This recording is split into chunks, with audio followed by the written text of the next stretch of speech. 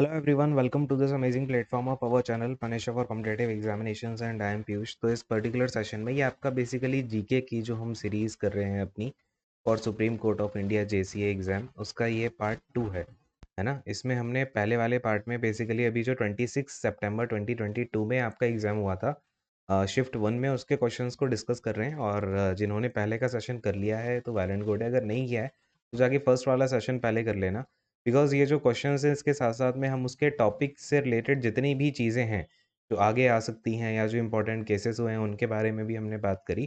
तो उस तरीके से हम चीज़ों को आगे लेके चल रहे हैं। पहले हम इसमें सुप्रीम कोर्ट ऑफ इंडिया के जो एग्ज़ाम हुए हैं, जितने भी शिफ्ट में, उन सारे शिफ्ट के हम जीके क्वेश्चंस करेंगे या जो भी न्यूमेरिकल एप्टीट्यूड है। न्यूमेरिकल एप्टीट्यूड ऑलरेडी खत्म हो चुका है ना? और इसकी जो प्लेलिस्ट है वो आपको डिस्क्रिप्शन में मिल जाएगी, तो आप उस प्लेलिस्ट से वो सारी चीज़ें कंप्लीट तो कर ही लेना।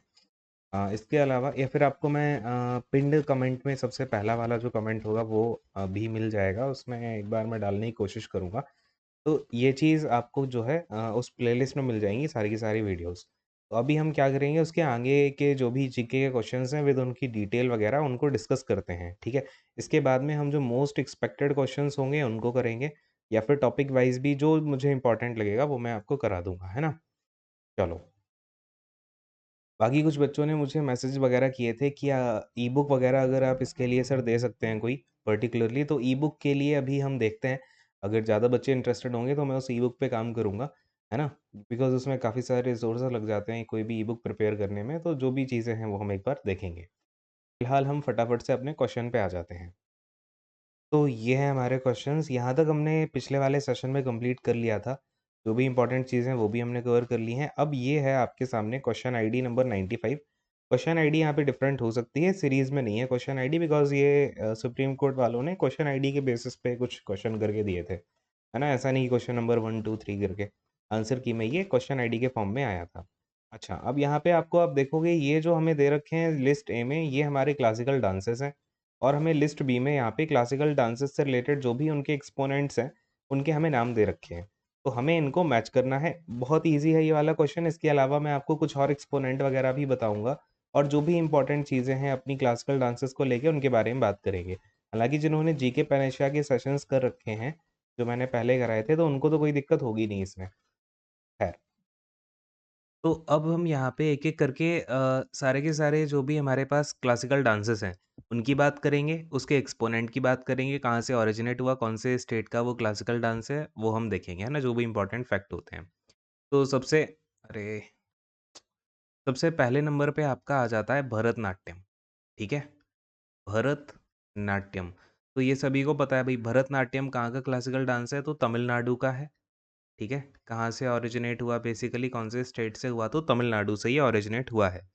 और इसको ओरिजिनेट करने में सबसे इम्पोर्टेंट नाम आता है पोन्निय्या पोन्निय्या पिल्लई का, ठीक है? याद रखिएगा, ये क्वेश्चन भी आपका बनता है कि किस म्यूज़िशियन का काफ़ी मतलब किस म्यूज़िशियन ने हेल्प किया था भरतनाट्यम को इवॉल्व करने में, तो पोन्निय्या पिल्लई ने का यहाँ पे हाथ था, ठीक है? अच्छा, कुछ इम्पोर्टेंट एक्सपोनेंट की बात करेंगे तो सबसे पहले आपके इसमें आ जाते हैं बाला सरस्वती, ठीक है? बाला सरस्वती, और ये जो मैं नाम लिखवा रहा हूँ ना, ये हर एग्ज़ाम में कहीं न कहीं पूछे जा चुके हैं, तो इनको आप इम्पोर्टेंट है, याद रखिएगा। फिर यामिनी कृष्णमूर्ति, यामिनी कृष्ण मूर्ति। और कई बार ऐसा भी होता है कि एक एक्सपोनेंट है, वो 2-2 क्लासिकल डांस भी परफ़ॉर्म करते हैं। तो अगर आपको एक नाम 2 जगह दिखता है, तो वो एग्ज़ाम में जब आएगा, तो एक को लेकर ही आएगा, है ना? तो ये चीज़ भी थोड़ा-सा माइंड में रखिएगा। फिर मृणालिनी साराभाई, मृणालिनी साराभाई। एंड इसमें आप एक याद रख लो, रुक्मिणी देवी, रुक्मिणी देवी। और एक आपका इसमें सबसे ज़्यादा पूछा जाता है उम, शांता राव, है ना? शांता राव। तो ये कुछ इम्पोर्टेंट एक्सपोनेंट हैं भरतनाट्यम के। अब हम दूसरे नंबर पे आते हैं, तो दूसरे नंबर पे उठा लेते हैं लेट्स से कथक या कथकली को उठा लेते हैं, है ना? कथकली, क्योंकि पहले साउथ वाले ही कंप्लीट कर लेते हैं। तो कथकली आपका कहाँ से ओरिजिनेट हुआ, याद रखिएगा, कथकली ओरिजिनेट हुआ है केरला से, ठीक है? कहाँ से ओरिजिनेट हुआ भाई? केरला से। और अगर हम इनके कुछ इम्पोर्टेंट एक्सपोनेंट के बात नाम की बात करें तो एक मृणालिनी साराभाई हैं जो कि यहाँ पे कथकली की भी एक्सपोनेंट हैं। तो याद रखिएगा मैंने बोला एक पर्सन यहाँ पे 1 या 2 जो है अपना क्लासिकल डांस को परफ़ॉर्म कर सकते हैं।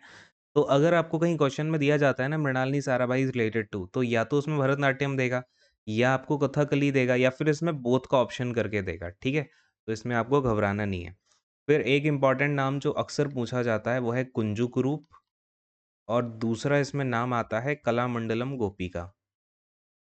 कलामंडलम गोपी, ठीक है? इसके अलावा मृणालिनी साराभाई भी हैं इसमें और इसके अलावा रीता गांगुली का भी पूछा जाता है कई बार कि रीता गांगुली किससे रिलेटेड हैं? तो रीता गांगुली भी कथकली जो है डांस से रिलेटेड हैं। इसके अलावा कनक पेले, ठीक है? कनक पेले। तो ये आपको 1, 2, 3, 4, 5 5 नाम याद रखने हैं कथकली से रिलेटेड। अब हम आ जाते हैं थर्ड नंबर पे जो कि है अपना कथक डांस, ठीक है? कथक।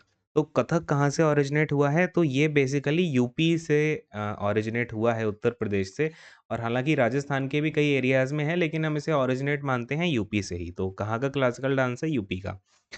अच्छा जी, अब कथक में जो इम्पोर्टेंट नाम हैं, वो आप देखो जैसे एक तो हैं बिरजू महाराज, सबसे इम्पोर्टेंट कथक को रिलेटेड अगर कोई क्वेश्चन आएगा, तो उसमें कहीं न कहीं बिरजू महाराज का नाम आता ही है। फिर हो गए आपके अच्छन महाराज, अभी आप देख रहे हो ना महाराज करके बिरजू महाराज हैं, अच्छन महाराज हैं, ये नाम आपको कहाँ के लग रहे हैं? नॉर्थ इंडिया के ही लग रहे हैं। यूपी के नॉर्थ इंडिया का ना अगर हम देखें ये इधर का जो एरिया है यूपी, एमपी साइड का, तो इसमें सिर्फ़ एक ही मेजर क्लासिकल डांस है जो कि है कथक। तो जब भी ऐसे नाम दिखते हैं ना महाराज करके, बिरजू महाराज हो गए, ये अपने अच्छन महाराज हो गए या सितारा देवी हो गईं, है ना? तो ये सभी किससे रिलेटेड हैं भई? कथक से रिलेटेड हैं। फिर आपके इसमें एक दमयंती जोशी जी का भी नाम याद रखिएगा। दमयंती जोशी, ठीक है? ये कुछ नाम हो गए आपके कथक के। 4th नंबर पे आ जाते हैं भई। 4th नंबर पे आप ले लो ओडिसी, ठीक है?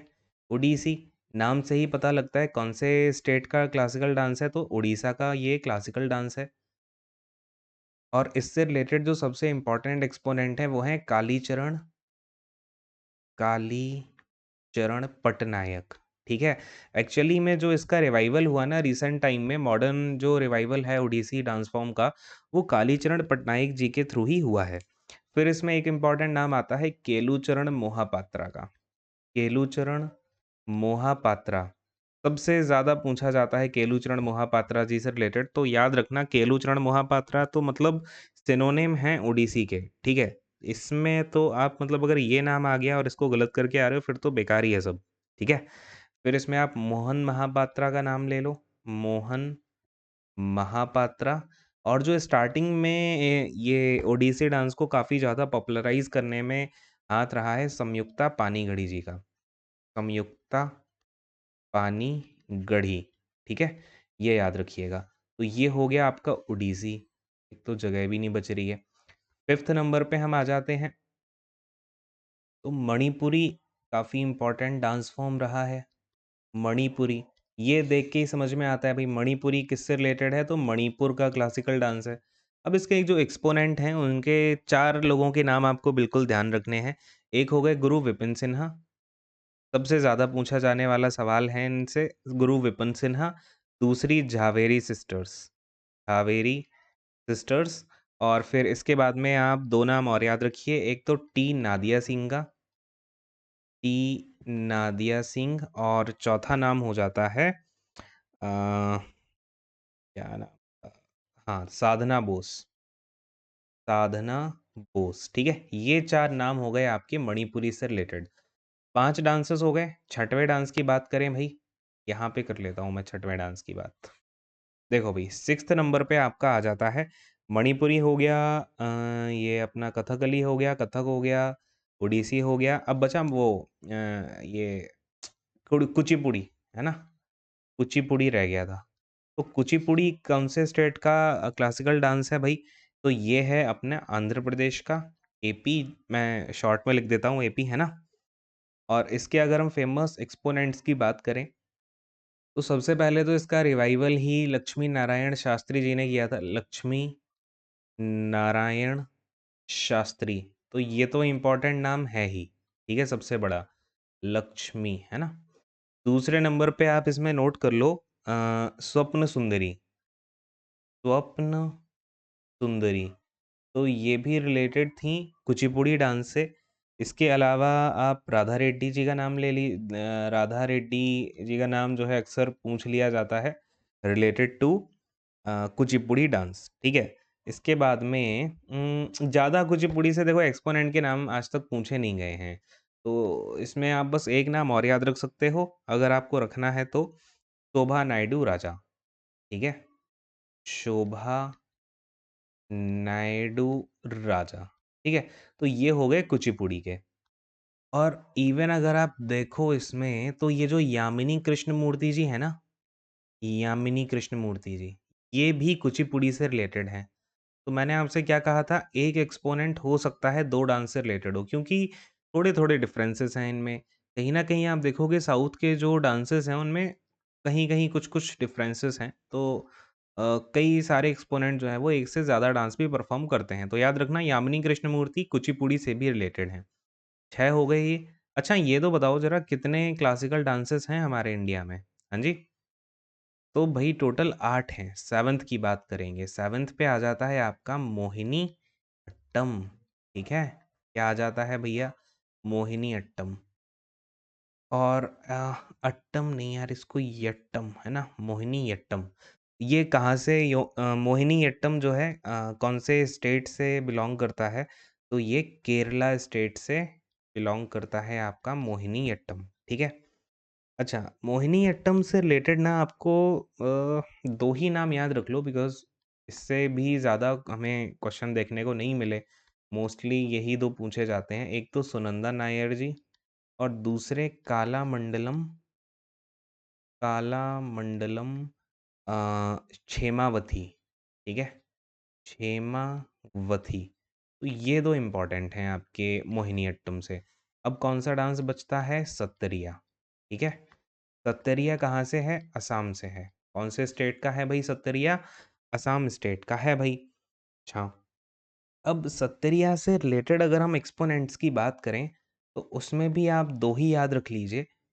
एक तो आपके हो गए घनाकांत बोरा, घनाकांत बोरा, और दूसरे हो जाते हैं जतिन गोस्वामी, ठीक है? जतिन गोस्वामी। ऑल्दो आप देखोगे मोहिनीअट्टम और सत्तरिया के इतने क्वेश्चंस देखने को नहीं मिलते हैं रिलेटेड टू उनके एक्सपोनेंट। लेकिन इनके अंदर जो म्यूज़िकल इंस्ट्रूमेंट यूज़ होते हैं ना, वो काफ़ी इम्पोर्टेंट है। अब मैं अभी इसके एज़ ऑफ़ नाउ ज़्यादा डिटेल में गया नहीं हूँ किसी भी डांस के। क्योंकि अगर हम डिटेल में जाएँगे ना तो एट लीस्ट 2 घंटे का लेक्चर बनता है क्लासिकल डांसेस का। तो अभी हमने फ़िलहाल इनके कुछ-कुछ इम्पोर्टेंट एक्सपोनेंट्स को कवर कर लिया है ना? अच्छा वैसे एक बात और है कि आपके कितने रिकॉग्नाइज़्ड क्लासिकल डांसेस हैं? तो आप बोलोगे भई 8 क्लासिकल डांसेस हैं, लेकिन एक डांस है यहाँ पे छऊ नाम का, ये आप याद रख लेना बिल्कुल ध्यान से। जो आपका संगीत नाटक अकेडमी है ना, संगीत नाटक अकेडमी, ये तो मानती है कि भैया अभी जो टोटल इंडिया में है वो 8 ही क्लासिकल डांसेस हैं जो मैंने आपको अभी लिखा दिए। बट जो मिनिस्ट्री ऑफ कल्चर है, मिनिस्ट्री ऑफ कल्चर, ये मानती है कि हम जो ये मतलब ये 9 क्लासिकल डांसेस को मान के चलती है। क्योंकि एक छऊ नाम का सेमी क्लासिकल डांस है। अब ये मैं आपसे आंसर पूछूँगा कि बताओ छऊ कहाँ का डांस है, ठीक है? ये बेसिकली इसको आप फ़ोल्क डांस भी बोल सकते हो, कुछ लोग फ़ोल्क डांस बोलते हैं, कुछ इसको सेमी क्लासिकल डांस बोलते हैं, ठीक है? बट ये जो है आपका संगीत नाटक अकेडमी इसको रिकॉग्नाइज़ नहीं करता है, मिनिस्ट्री ऑफ कल्चर इसको रिकॉग्नाइज़ करती है। ये भी बात है, अगर आपसे मिनिस्ट्री ऑफ कल्चर करके पूछा जाए ना कि मिनिस्ट्री ऑफ कल्चर के अकॉर्डिंग कितने क्लासिकल डांसेस हैं इंडिया में, तो उसमें छऊ भी इंक्लूड करना पड़ेगा, ठीक है? उसमें 9 है। तो ये भी एक बढ़िया चीज़ है। अच्छा जी, अब इस पे आ जाते हैं। ये क्या पूछ रहा है बताओ कौन-सा किससे रिलेटेड है? तो ये तो यार अब ईज़ी हो गया, भरतनाट्यम बताओ मैंने किसका यहाँ पे नाम लिया था भरतनाट्यम में? देखो भरतनाट्यम में कुछ दिख रहा है क्या? रुक्मिणी देवी जी हैं, तो भैया आपका ए का क्या हो गया? थर्ड हो गया। ये लो ए को थर्ड दे दो। कत्थक, कत्थक में मैंने देखो भई किसका नाम लिखवाया है, कत्थक यूपी से है तो महाराज वाली चीज़ है ना? बिरजू महाराज हो गए। मणिपुरी में मैंने झावेरी सिस्टर्स का नाम बताया था। कथकली में मैंने आपको कालामंडलम गोपी का नाम बताया था, तो ये सारे हो गए, है ना? तो एक्चुअली में यही कुछ नाम हैं जहाँ से बार-बार क्वेश्चन देखने को मिलते हैं। तो ये आप नाम याद रख लेंगे, आपको ज़्यादा इश्यू आएगा नहीं। ये देखो नेशनल इंस्टीट्यूट से आ गया, तो आपको समझ में आती है ये बात क्या कि एक तो आपका जो क्लासिकल डांसेस वाला पार्ट है, वो भी इम्पोर्टेंट है। यानी स्टैटिक जीके में जो आपका क्लासिकल डांसेस हो गए, फ़ोल्क डांसेस हो गए, वो पार्ट भी आपको कंप्लीट करना है। और ये इम्पोर्टेंट जो इंस्टीट्यूट्स होते हैं, ये भी अपने को कंप्लीट करना है। जैसे कि जो नेशनल इंस्टीट्यूट ऑफ वीरोलॉजी पूछ लिया इन्होंने। तो ये आपका कहाँ पे है? पुणे में है। मैं आपको और 2-4 भी अभी के अभी बता देता हूँ। जैसे ये तो पुणे में है। एक आपका क्वेश्चन पूछा जाता है अक्सर कि ये शुगर रिसर्च इंस्टीट्यूट कहाँ पे है? ठीक है? शुगर का रिसर्च इंस्टीट्यूट कहाँ पे? तो याद रखिएगा ये है कानपुर में। ठीक है? अगर आपसे पूछता है कि सेंट्रल राइस रिसर्च इंस्टीट्यूट कहाँ पे है? ठीक है? राइस का पूछ लेता है। तो राइस का है कटक में, ठीक है? और अगर आपसे पूछता है कि शुगरकेन ब्रीडिंग इंस्टीट्यूट कहाँ है? देखो मैं जो भी बताता हूँ ना उसको आप लिखा ज़रूर करो, ठीक है? क्योंकि जो भी बता रहा हूँ उसको आप अगर लिख लोगे नोट्स में तो वो ज़्यादा ईज़ी रहेगा कि आप उससे गो थ्रू कर पाओ। नहीं तो ऐसे ही भटकते रह जाओगे, क्या फ़ायदा? क्या बता रहा था मैं? शुगरकेन ब्रीडिंग, शुगरकेन ब्रीडिंग, ये आपका इंस्टीट्यूट है कोइंबतूर में, ठीक है? कोइंबटूर में। अच्छा, अगर आपसे पूछ लेता है अ, ये हो गया अपना, ठीक है। फिर आपसे और क्या पूछ सकता है? अच्छा ये पूछ सकता है कि एरोस्पेस लैबोरेटरी कहाँ है? एरोस्पेस लैबोरेटरी, ठीक है? तो याद रखना एरोस्पेस लैबोरेटरी है आपकी बेंगलुरु में, ठीक है? कहाँ पर है? बेंगलुरु में। अच्छा, एक अभी रिसेंटली काफ़ी ज़्यादा पूछा गया कि इंडियन इंस्टीट्यूट ऑफ पेट्रोलियम कहाँ है? इंडियन इंस्टीट्यूट ऑफ पेट्रोलियम, ये अक्सर पूछा जाता है और बहुत से बच्चे इसको गलत करते हैं। याद रखिए इंडियन इंस्टीट्यूट ऑफ पेट्रोलियम है देहरादून में। क्योंकि बच्चे क्या करते हैं ना इसमें अक्सर याद तो आता नहीं है, तो फिर वो करते हैं एलिमिनेशन की टेक्निक और इसमें हो जाती है गलत। क्योंकि ये है देहरादून में और बहुत से बच्चे देहरादून को एलिमिनेट करके आ जाते हैं। तो उसको याद रखिएगा। अच्छा टिफ़र कहाँ है? Tata institute of fundamental research, important है, कई बार पूछा गया है। तो ये है मुंबई में, ठीक है? Tata institute of fundamental research कहाँ पे है भाई? मुंबई में है। अच्छा, अगर आपसे पूछा जाता है ये centre for centre for cellular and molecular biology, molecular biology, ये कहाँ है भाई बता दो? तो ये है आपका एचवाईडी में, हैदराबाद, ओके? तो ये कुछ इंस्टीट्यूट्स हैं, याद रख लो इनको। और बाकी टेलीग्राम चैनल को ज्वाइन कर लेना, वहाँ मैं कुछ-कुछ चीज़ें अपडेट करता रहूँगा, है ना? कुछ-कुछ डालता रहूँगा। तो टेलीग्राम चैनल है हमारा @Panacea और यहाँ अंडरस्कोर एडू, ठीक है?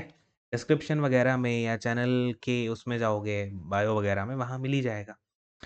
अब ये अगला क्वेश्चन देखते हैं, ललित कला academy the national institute of art, ये तो इम्पोर्टेंट है यार बहुत ही ज़्यादा। बताओ भैया नेशनल इंस्टीट्यूट ऑफ आर्ट कहाँ है? तो याद रखना कला से रिलेटेड जितनी भी चीज़ें हैं ना, वो आपकी हैं कहाँ? ये नेशनल अकेडमी ऑफ आर्ट्स भी गलत लिखा है, देखो क्वेश्चन भी गलत पूछ लिया इन्होंने। यहाँ पे फाइन आर्ट्स होना चाहिए, national academy of fine arts बोलते हैं ललित कला अकेडमी को। तो ये है न्यू दिल्ली में, ठीक है? कब इसकी स्थापना हुई थी? 1954 में। इससे ही रिलेटेड एक और इम्पोर्टेंट क्वेश्चन लिखो भई, संगीत कला अकेडमी, संगीत कला अकेडमी, इसकी स्थापना कब हुई थी? तो इसकी स्थापना हुई थी 1953 में, याद रखना 53 में हुआ था संगीत कला अकेडमी और 1954 में हुआ था आपका ललित कला अकेडमी, ठीक है? इसको बोलते हैं अकेडमी फॉर, ये है फाइन आर्ट्स और ये है आपकी national academy for performing arts, ठीक है? परफॉर्मिंग आर्ट्स, याद रखिएगा दोनों इंपॉर्टेंट चीज़ें हैं। ये तो बहुत बार मतलब अगर ऐसा out of the box question पूछना होगा ना तो इससे रिलेटेड पूछ लेते हैं। ये क्या है यार, इसका आंसर गिवन 1961, ये क्या सीन है भाई? ये आई थिंक किसी बच्चे ने इस बच्चे ने जो आंसर दिया 1961 दिया होगा, गलत हो गया। तो आंसर आपका करेक्ट 1954 है, याद रखिएगा। ये आंसर की में बड़ा झोल किया इन लोगों ने। इन्होंने क्या किया, जो बच्चे आंसर टिक करके आए थे ना, उसका आंसर दे दिया। जो सही आंसर था वो आंसर नहीं बताया इन्होंने इधर। चलिए भाई, अगले वाले सवाल पे आते हैं। ये हो गया ना अगला वाला क्वेश्चन। क्या कह रहा है, which of the following statement is false with regards to Antyodaya Anna Yojana आए। तो याद रखिए, यहाँ से आपको क्या पता चलता है, जितनी भी इंपॉर्टेंट स्कीम्स हैं वो भी हमें यहाँ कवर करके जानी है, किसमें, जीके के लिए। ठीक है, तो ये स्टैटिक जीके में भी पॉइंट डाल लेना कि ये वाला टॉपिक भी मेरे को कंप्लीट करना है। ठीक है, बाकी अगर मैं ई बुक देता हूँ आपको, या फिर कुछ अलग से हम लेक्चर सीरीज बनाते हैं, तो उसमें मैं आपको स्कीम्स हो गए, स्टैटिक जीके का डांस वाला रिलेटेड पोर्शन हो गया, तो ये सब तो मैं फिर करा ही दूंगा, कोई इश्यू नहीं है। लेकिन फिलहाल एटलीस्ट ये टॉपिक जो जो निकल के आ रहे हैं ना हमारे पास, वो तो आप लिख ही लो उनको। अच्छा, तो हम अपनी आय योजना पे आते हैं।